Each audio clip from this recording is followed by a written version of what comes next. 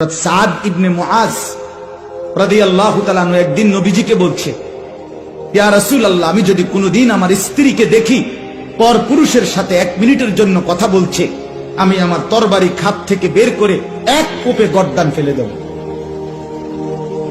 সাহাবীরা, হাদিসে আছে, সাহাবীরা চিৎকার করে উঠছে আল্লাহু আকবার কইয়া খুশিতে। আরে কইল কি রে?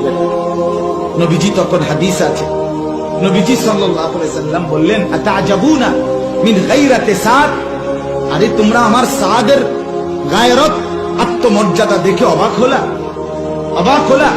এই তখন নবীজি বলছে, ওয়াল্লাহি আনা আগিয়ারু মিনহু, আমি মুহাম্মদ আমার সাদের চাইতে আরো বেশি গায়রতওয়ালা, আত্মসম্মানওয়ালা। এরপরে বলছে, ওয়াল্লাহু আগিয়ারু মিন্নি, আর আমার আল্লাহ এর চাইতে বেশি, আমার চাইতে বেশি আত্মসম্মানওয়ালা আমার আল্লাহ।